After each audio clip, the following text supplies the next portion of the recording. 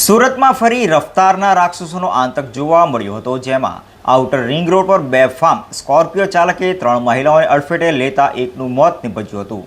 હાલ પોલીસે સ્કોર્પિયો ચાલકની ધરપકડ કરી છે. સુરતના મોટા વરાછા વિસ્તારમાં સાંજે એક ભયાનક માર્ગ અકસ્માત સર્જાયો હતો. ઓબરામા ગામના ટાંકી ફળિયામાં રહેતા 47 વર્ષીય ટીનુ કિશોરભાઈ રાઠોડ તેમની બહેનપણીઓ હિના અને સંગીતા સાથે મોટા વરાછા આઉટડોર રિંગ રોડ પર આવેલા આસ્થા ફાર્મમાં કેટરિંગના કામ માટે ગયા હતા.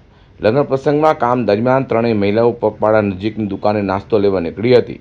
આ દરમિયાન પાછળથી આવતી એક બેફામ સ્કોર્પિયો મોટરકારે ત્રણેયને જોરદાર ટક્કર મારી હતી, જેમાં એક મહિલાનું ઘટના સ્થળે જ કરુણ મોત થવા પામ્યું હતું અને અન્ય બેને ઈજાઓ પહોંચી હતી. અકસ્માત બાદ સ્કોર્પિયો કાર પલટી મારીને રસ્તાની સાઈડમાં ઉતરી ગઈ હતી. તો અકસ્માત બાદ લોકો ભેગા થયા હતા અને પોલીસને જાણ કરી હતી, જેથી સ્થળે દોડી ગયેલી પોલીસે તરત જ તપાસ હાથ ધરી અકસ્માત સર્જનારા સ્કોર્પિયો ચાલક રોશન માલવિયાની ધરપકડ કરી છે. વધુમાં અકસ્માત સર્જનારા કાર ચાલક રોશન ચંદુ માલવિયા સરથાણાના યોગેશ્વર સોસાયટીમાં રહે છે અને કોસ્મેટિકનો ઓનલાઈન વેપાર કરે છે. કફરતભરી રીતે ગાડી ચલાવી નિર્દોષ મહિલાનો જીવ લેવા બદલ ઉત્તરાયણ પોલીસે રોશન વિરુદ્ધ ગુનો નોંધી તેની અટકાયત કરી છે.